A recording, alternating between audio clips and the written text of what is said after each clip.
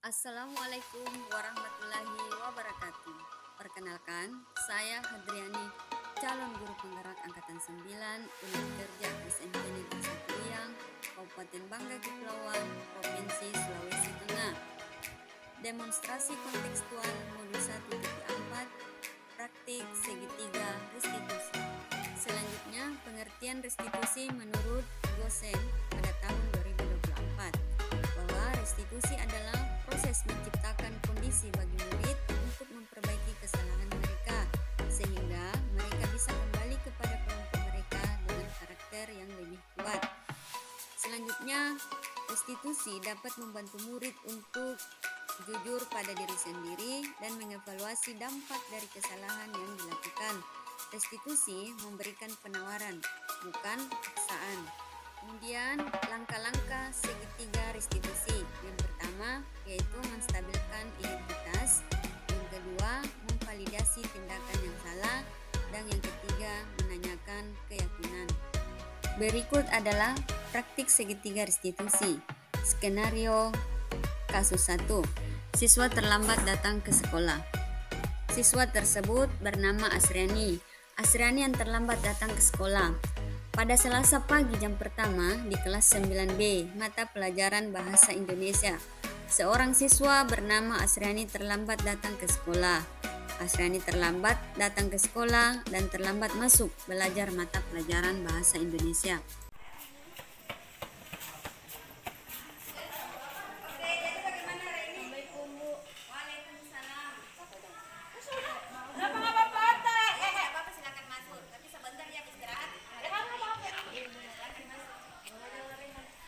Waalaikumsalam. Ya, Asriani silakan duduk.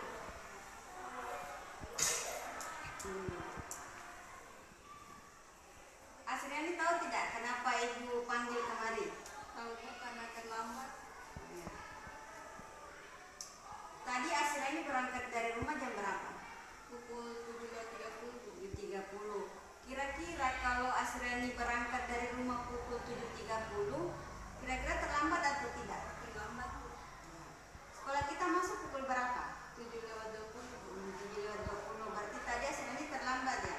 Iya, Bu. Nah, tadi Asriani terlambat. Kita itu setiap manusia itu pasti punya kesalahan ya.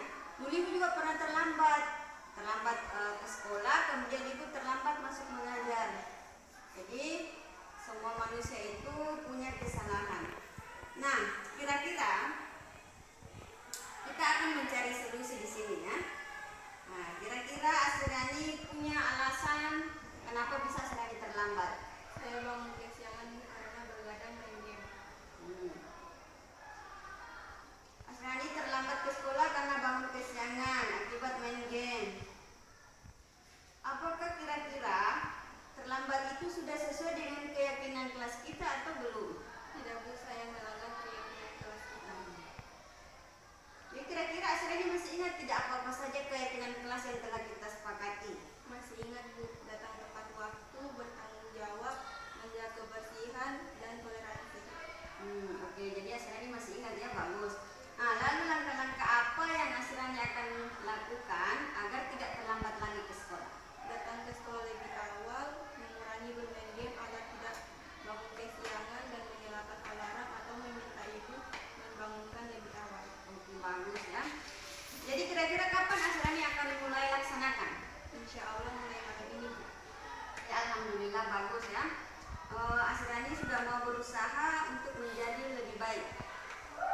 Terima kasih. Ya, kalau begitu Asriani boleh istirahat ya. Iya, makasih, Bu. Oke. Selanjutnya, skenario kasus 2. Siswa tidak mengumpulkan tugas. Skenario kasus 2, Ningsi yang tidak mengerjakan dan mengumpulkan tugas. Selasa pagi, Bu Hadri tidak dapat mengajar pelajaran Bahasa Indonesia di kelas 9A karena harus mengikuti rapat penting di kota kabupaten.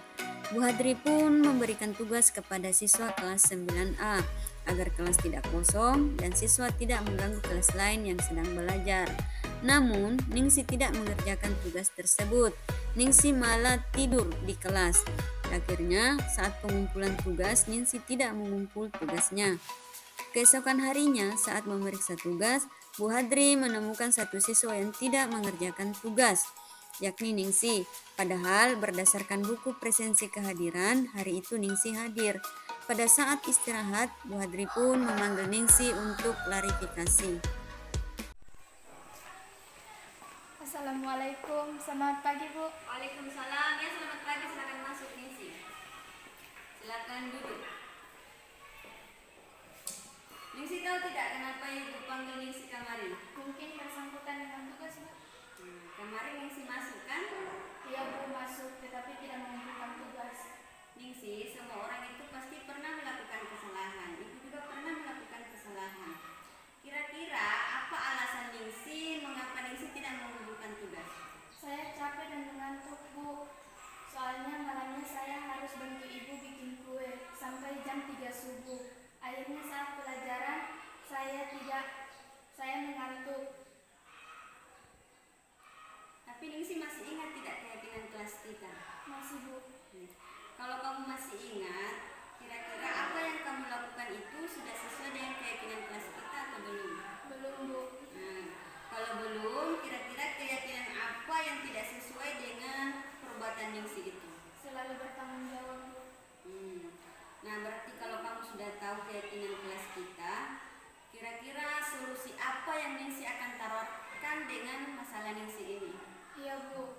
Pertama, saya minta maaf karena tidak mengumpulkan tugas. Kedua, tidak akan tidur di kelas lagi.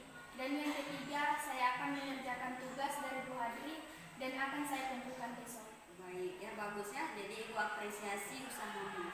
Sekarang Ningsi kerjakan tugas ya, kumpulkan tugasmu. Silakan, Ningsi sudah boleh istirahat. Terima kasih Bu Hadri. Permisi. Ya, Assalamualaikum. Waalaikumsalam. Berikut adalah tanggapan dua siswa jika diterapkan segitiga restitusi. Tanggapan pertama dari siswa bernama Asrani. Kemudian tanggapan kedua siswa bernama Ningsi. Saya setuju karena kalau dihukum langsung bisa membuat siswa malu dan trauma. Dengan cara ini kita bisa memperbaiki kesalahan dan tidak mengulangi kesalahan yang sama. Setuju, karena jika anak langsung diberi hukuman akan menimbulkan rasa tertekan dan tidak mau sekolah. Dengan cara ini, kita diberikan kesempatan untuk memperbaiki kesalahan kita sendiri. Demikianlah demonstrasi kontekstual modul 1.4 praktik segitiga restitusi. Semoga bermanfaat. Terima kasih. Salam guru penggerak, salam bahagia.